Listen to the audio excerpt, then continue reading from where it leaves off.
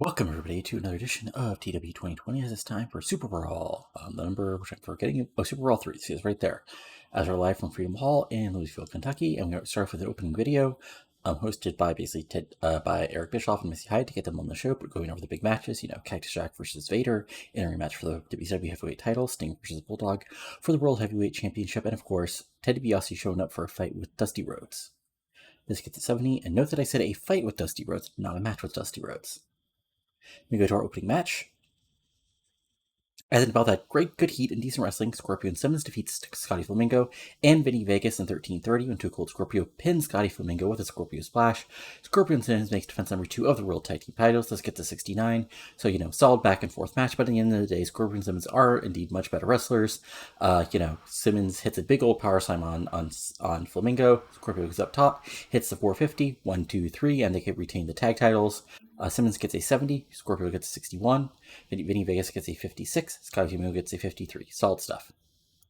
And post-match, Scorpio and Simmons raise the roof to a 63. So, good pop. And then in a match that had good heat and decent wrestling, Jacques Rougeau gets the win over TV champion Johnny Bad in a non-title match in 13:30 by pinfall. It says after using a foreign object, but basically what happens here is, Rougeau walloped Bad with the Quebec flag, rolls up Bad, then uses the feet on the ropes to get the pin, 1, 2, 3, and 58. Rougeau gets a 61, Bad gets a 63, solid stuff. And then post-match, Jacques actually steals the TV title and runs away with it to a 48.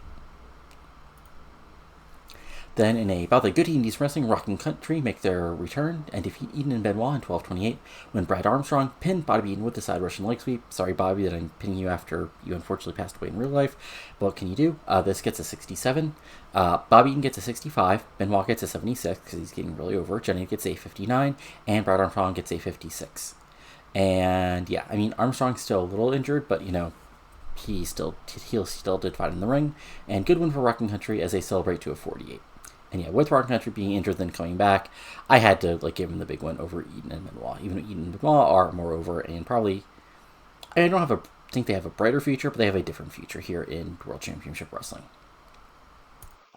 Then we go ahead and move forward to about over the future. As about that fantastic heat in Brit Wrestling in 83, which probably means that should have been higher on the card. Brian Pillman defeats Dustin Rhodes in 15:38 by pinfall using underhand tactics. So just go back to any great time. I'm sure they had a great match at some point when after Pillman turned heel, but back and forth, good wrestling, big bulldogs, big suplexes. Pillman does some high flying and some cheating. With the end, Brian Pillman is just that much better. He reverses. Rhodes goes for the bulldog. Pillman pushes him off. Cheats to win, probably whilst wrestling with the steel chair, and gets a pinfall victory right in the middle of the ring over a former international world champion. Rhodes gets a 74, Pillman gets an 82, and post-match Pillman celebrates to a 74. So big win for Pillman as he gets a win over Rhodes and looks to continue things to forward here. And then about time fantastic in wrestling, Arn Anderson and Barry Windham actually defeat Rotary Hawk and Tsunami in 14:10 when Windham pins Tsunami with this. It says with superplex, but it was a DDT, I think, because John Tenton is probably not going up for that superplex. So yeah, let's just pretend that didn't happen. This gets to 77. Actually, pretty solid match. But what happens is Arn and Barry do win clean, but basically they use quick tags, double teams. They skirt the rules very close. But in the end, Arn and Barry are, of course, two of the best tag team wrestlers in WCW history. Hawk and Tsunami are also really good, but Hawk's so little stood by his long-term injury, and Tsunami. And that, back and forth tags allow Windham to hit a quick DAT on Tsunami, hit the pinfall victory, 1, 2, 3 before Hawk can make the save. Like I said, Tsunami gets a 68, Hawk gets a 71, Windham gets a 72, and Arn gets a 78. And Arn and Barry celebrate to a 67. And now, it's time for the big angle. So what happens here is basically DiBiase, calls out Dusty, says he's ready for a match, even though he's still dressed completely, in his suit and tails and all that and other fun stuff. Oh shit! I did Dustin, not Dusty. God damn it! I'm a moron. Let's pretend this is Dusty. Okay, this is not Dustin. This is Dusty. I'm a moron. I admit it. Anyway, Dusty comes out, does this whole thing, says, well, I talked to WCW officials and they said I couldn't have a fight. It costs me my job.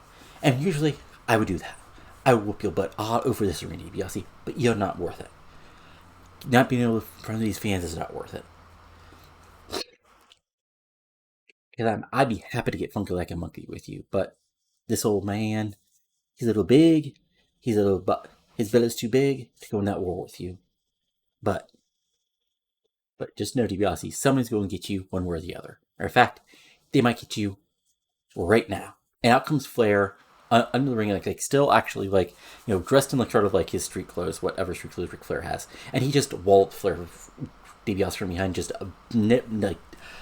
like kicks, beats the crap out of him. Obviously, he has his rotator cuff all tied up well, so he's probably just using one of his hands, and he wallopes DiBiase with a chair before WCW officials run in, make the save, and pull him off as Dusty laughs, and DiBiase is down ringside, embarrassed over his what was supposed to be his in-ring debut here in WCW, as this gets a 95, so good stuff. And then after we, come back from there, Slaughter is entering the ring. We now know where Austin attacks him before things even start. And also, let's change the gimmick. Okay, that's unfortunate. Anyway, though, so Austin jumps Slaughter in the ring before the match even starts, as this gets a 70. Then their actual match, it's basically not quite a total squash, but it's kind of an extended squash, as Steve Austin defeats Sergeant Slaughter in 8:16 by pinfall with the stun gun to win the U.S. Heavyweight title. This gets an 82. Austin gets a 76. Slaughter gets a 69, and a huge win for Austin as he wins the U.S. title and celebrates afterwards to a 64. So basically, Slaughter is able to get a bit of a babyface shine back, but in the end, Austin is that much better. Plus, he attacks Slaughter beforehand and is able to get the pinfall victory. Then in the match third from the top, in a match that's a little bit underwhelming. I was aiming for an 85 for these guys, but oh well, what can you do? Plus I sort of screwed over Ricky Steamboat a little bit in losses, so he's probably less over than he should be. Let me see, was there anything else bad? Lack of heat, I guess. Okay. Anyway.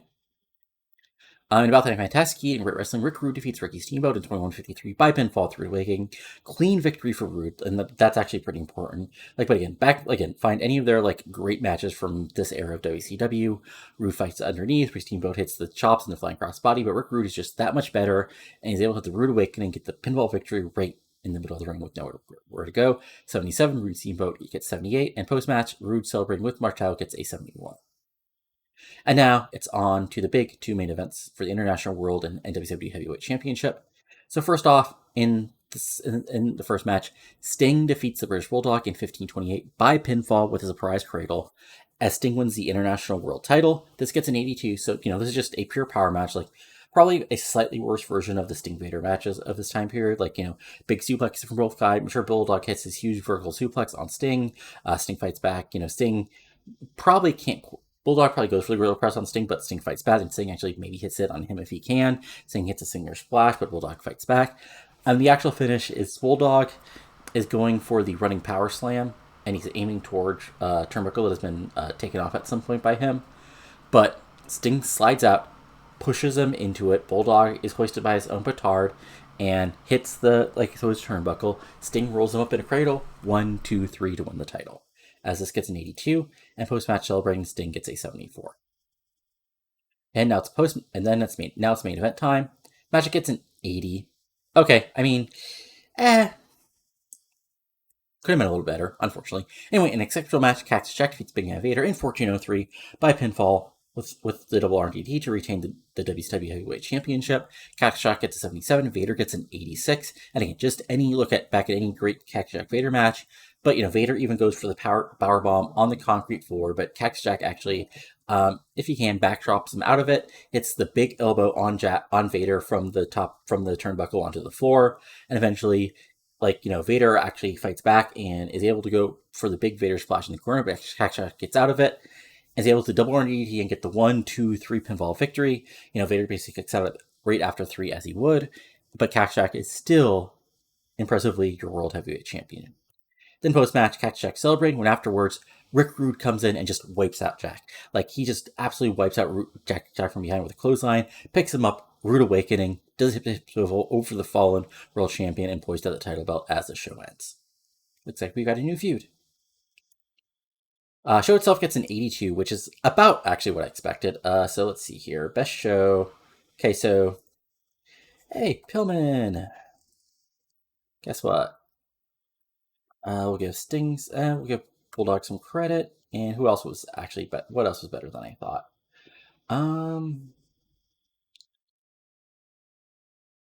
Honestly, yeah, honestly, even the Austin match, like, yeah, there we go. So yeah, a very solid show. Like better than I would say better than I expected, but like slightly better because I sort of was worried that that was going to happen in the Cactus Vader match, but it doesn't look like it hurt it that much. And more importantly, Cactus Jack gets the win, and we set up the next world title feud. And we have to look at some mail. Dusty Rhodes thinks Jack Rougeau talks well. I mean, he does. Power is expiring. Eric's walks of a contract is expiring. Okay, fun times. And yeah, and then what I'm going to do is, since would be like too short a video, what I'm going to do is basically do a quote unquote live Saturday night for Saturday to end the month, and then we'll go over the changes in people's overness, and that'll be the video. So I'll be back with actual Saturday night in just a moment. All right, it's time for the post Superbrawl Saturday night, as we start out with basically, photos from Superbrawl, like after every WCW pay-per-view of the era, as you go for big matches, Sting becoming the International World Champion, Cactus Jack retaining the title, and of course, the Ric Flair showing up to brawl Ted DiBiase despite still being injured. This gets us 68 as we move forward to our opening match, which is involved IDs from the crowd, but subpar wrestling, Powers of Pain, win and squash over Rage and Fury. In 5:59, Barbarian gets a kick of fear. This gets a 47. Rollo gets a 53. Barbarian gets a 52. Simple squash match as they weren't on the pay-per-view. And post-match, of course, Powers of Pain celebrate to a 37. Get perfectly solid stuff just so you're getting everything over. Then we go backstage where basically Missy Hyatt is backstage, like pounding on Ted DiBiase's door. She explains to Jesse and Tony that she's been trying to get Ted DiBiase to answer the door, but he's refused, and even put out like a pile of $100 bills, which she's also walked away. Which Jesse jokes, well, what I've heard, it doesn't take more than a single $100 bill to get you to do what men want, Missy, of course. She responds badly to that, but it's like 1984, so that joke would be made. Gets 68 as DiBiase is still in his locker room. Then Jacques Rougeau comes down for his match, and he gets Dave Penzer to announce him as the uncrowned television champion, as he still has the belt. 45, perfectly quick promo, 1 minute promo. And then in the match, he defeats Johnny Gunn in 452 by submission with a Quebec Crab, which gets a 48. Rougeau gets a 58. Johnny Gunn gets a 31. And then Rougeau celebrates to a 50. So good stuff. Rougeau's heel kicked her over, and continuing his feud with Bad. Then about the crowd, but subpar wrestling, Mark Bagwell goes over Terry Taylor in 7:26 by pinfall. This gets a 47. Bagwell gets a 37. Terry Taylor gets a 48. Just, win to get Taylor, Bagwell a little bit more over as we move forward. And then Bagwell celebrates, gets a 47. Right. Yeah, now it's time for an actual promo. As Steve Rio gets on the inside and says, I bet you bunch of ingrates are happy that Rockin' Country, those two doofuses of men managed to defeat Benoit and Eaton at Superbrawl. Well, as we all know, any man can pin another man for 3 seconds in a fluke. But now, Sunshine, Marty, Jenny, Rocker, you're going to a real test of your wrestling skill. 63, solid promo, and then, Regal actually defeats Marty Jannetty in a match with good heat and decent wrestling by submission with Regal stretch. It gets 67. Actually, really solid match. Jenny gets some spots in, but Regal is a little bit better. He wins the match clean, but of course he cheats a little to get there. Steven Regal gets a 65. Marty Jannetty gets 62. And post-match, we have Regal keeping the hold on and Brad making the save, and Regal sort of rolling out. Basically doing the hands up. Hey, I'm not doing anything here. 56 as that feud continues a little bit, at least for the moment. Then we have Missy Hyatt trying to get an interview with Ric Flair, and again, same thing. She didn't even answer. Ric Flair's been good to me, but he just is refusing to come out of his locker room as he's unshot DiBiase, but WCW officials are refusing to let him get close to him. As this gets 68 as well. And then, in a complete squash, Sid kills JW Storm in 405 by pinfall with a powerbomb. This gets a 50. Sid gets a 76. JW Storm gets 61, but it was only 4 minutes. Just a total squash to get Sid over and basically reintroduce him after he had a little bit of time off after losing a Sting. He says he's the still master and ruler of the world, and that he deserves a title shot against somebody, whether it's Cactus Jack, that SOB who got lucky and pinned me at Starrcade, or Sting. After all, Sting, I beat you before, and I can beat you again. I'll run over anybody who gets in my way. You should look at living in Vegas. And Vegas is like, hey, big guy, I'm just decoration here. I got nothing against you. Putting him over as a guy who can cause some chaos. And, and the Sid, does his whole master roller rules shtick. 67 solid stuff. Oh, and that was supposed to be the Flamingo win, not just things to celebrate. Still gets 68. Not the end of the world, but the good stuff. Then in a match to good heat in this wrestling, Dustin Rhodes defeated Simone Savage 10:59 by pinfall. The Running Bulldog gets a 69. Dustin Rhodes gets a 75. Simone Savage gets a 45. Then Dustin Rhodes cuts a promo on Ted DiBiase, basically going, my father, he asked me to stay out of it after he challenged you the past couple weeks. Now, though, after what happened at Slamboree, DiBiase, I'm calling you out. The officials told me before, you were having your match with Flair, so I wasn't supposed to get involved. But now, come face a Rhodes who's actually wrestled a match recently, and will take you down and prove to you that the future of wrestling is bright here in World Championship Wrestling. 74 saw promo as we sort of get Dustin now involved in DiBiase Flair in a sense. And then in our sort of wrestling main event of the night, and about the great heat and good wrestling, the Iron Horsemen of Austin, Arn and Barry defeated Johnny Bad, the TV champion, and the tag champ Scorpion Simmons in 1434 when Arn Anderson pinned Too Cold Scorpio with a spinning spinebuster. This gets an 80, a really good match, as Windham gets a 73, Arn gets an 81, Austin gets a 71, Bad gets a 61, Too Cold Scorpio gets a 64, and Rob Simmons gets a 71. So really good stuff. And then post-match, we have a promo with all the horsemen as Pillman comes up to join them. They talk about how they had a sweep of last night. Austin became the new U.S. champion. Pillman proved he's the future of professional wrestling, and of course, Arn and Barry took out Warrior Hawk and his big Telugu that's his partner.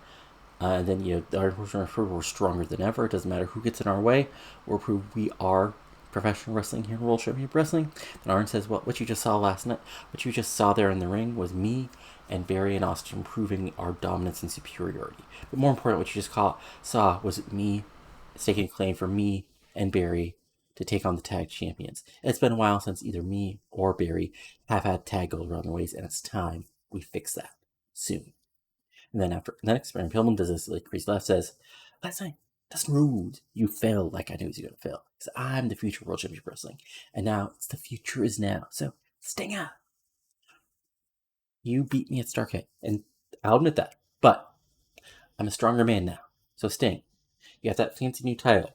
Put it on the line against the future of WCW. You dig?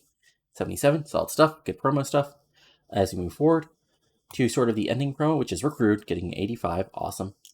Basically, he says, lots of people have been asking after I beat Ricky Steamboat why I attack Cactus Jack at the end of the pay-per-view. Well, it's pretty damn simple, don't you know?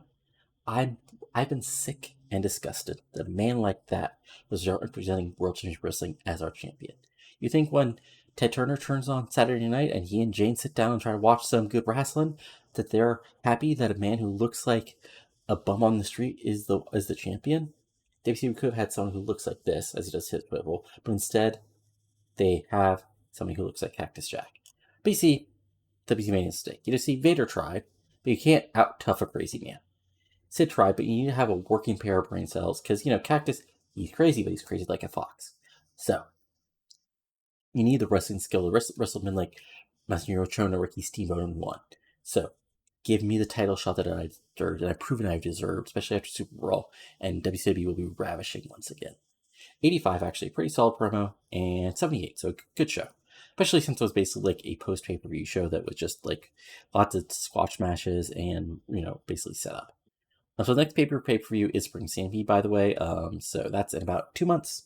There'll be no big show for March. I might do a Clash, I might not. I'll have to figure that out on my own as I go through to see how the booking is actually going. So yeah. Ooh, ooh, ooh. That's that's very, very, very, very, very tempting. Well, I'm.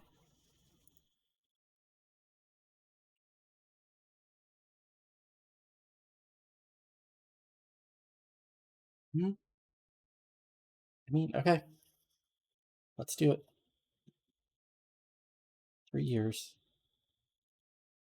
35%,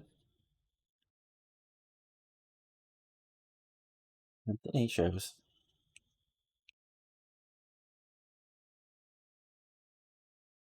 Oh, whoops, forgot the zero.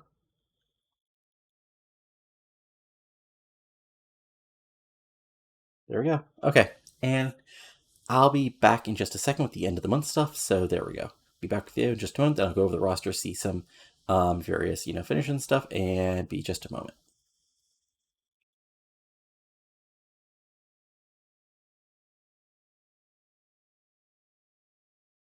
So now, since the end of the month, time to go over some people's overness just to see how like the booking is going, at least to start off the year. So as we're now in March, let's just see how things are going. So okay, so it looks like so Arn Anderson has gained a couple points, so that's positive. Same thing with Barry, hopefully. Yeah, Barry's actually gained a couple points as well.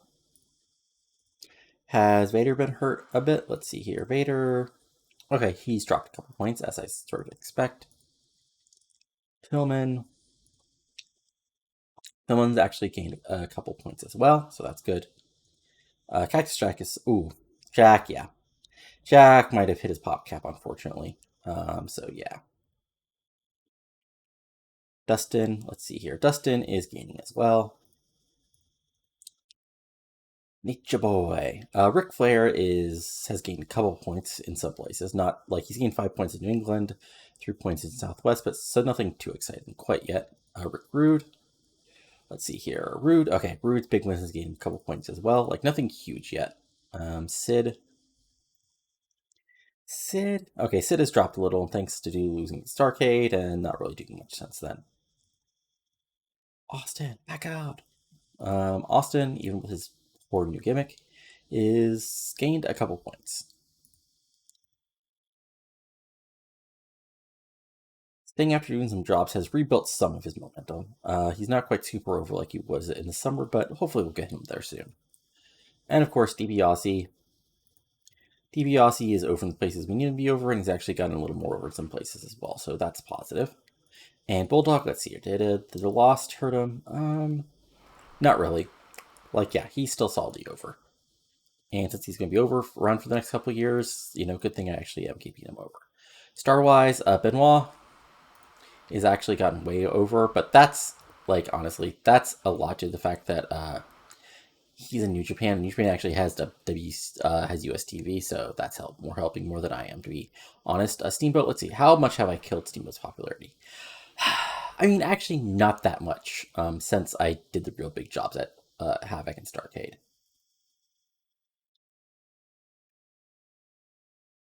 Hawk, let's see here. Do I care? I mean, he's gaining popularity again. Probably helpful with New Japan stuff. Ron Simmons. Simmons is gaining slowly. Slaughter, let's see here. Slaughter, I did the big job. Okay, so even after he did the job at Starcade, I mean at Superbrawl, he's still doing okay. Regal slowly. Okay, so Regal's had some solid wins and is getting more over. And old John Tenta, let's see. Look at you. Okay, I mean, lost a little bit of overness, but nothing too huge. Then we'll go to well-knowns. The people we care about. Let's see. We got Too Cold Scorpio, who's gained a couple points, so nothing too out of the ordinary yet. Slight gain for bad. If we go over to Rougeau real quick, let's see at old Jockey. Okay, he's actually gained a point or so. Scotty Flamingo. Okay, he's actually still getting some decent popularity. Marty Jannetty. Jannetty's has slowly got more over with some wins. And yeah, that's about it for who I care here. Recognizable. Let's see here. Eaton again, rest in peace. Other people of note who I really care about. Let's see here. Shane Doug. Let's see how his popularity is going. Okay, he's actually gotten some decent overness. Vegas, since I really haven't been using him much outside of tag matches, but he's still getting slowly more over, so there you go. And I do believe that's about it. Yeah. Let me see if there's anybody unimportant that you guys need to see. Robbie V, oddly, is slowly getting some pop as he's doing, like, if you look at his match history, like, it's well, not as, yeah, if we look at his WCW match history, it's basically he wins a match or two, then he immediately drops on Saturday night. Yeah, so not the end of the world or anything. But yeah, still interesting. Better than when he was just a pure jobber to start off the year. So he has that going for him. But yeah, again, titles. International World Champion is Sting. World Heavyweight Champion is still Cactus Jack. US Champion is Steve Austin. World Tag Champions are Scorpion Simmons. And the World TV Champion is John Wee Bad. Storyline-wise, the new tag title feud is at an 80. The Sting Pillman feud that I just set up is now at an 83. The Rock and England feud continues to at a 61. The Flair DiBiase feud is at a 91. Let's see, your US title feud is at 82. This isn't quite over. And Cactus Jack Recruit is at an 82 as well. So there you go. Creative wise, Sting's number 1, Flair's number 2, Recruit's number 3, Pillman's number 4, Bulldog's number 5. Who's hot? Austin, Pillman, Sting, Bulldog. Who's not? Nobody. And yeah, that's size wise. Tracking our progress, we gained a point pretty much in a decent amount of places. So there we go, slowly growing. I'll probably get up to big by the end of the year, or a little bit before that. Hopefully that won't screw things up too badly. But yeah, we'll see how it goes with old Bret Hart. And yeah, but that's it for now. So you enjoy this, go ahead and give it a like. Comment below what you're enjoying and not enjoying, and subscribe to your channel for lots of TEW 2020 content, including this series, my WCW 2001 series, now entering 2004, my WCW 2013 series, WWF 2013 series, where goals were decided by random number generator, and my MLW 2005 series. That's it for now, so I talk to you later, and adios. Have a good one.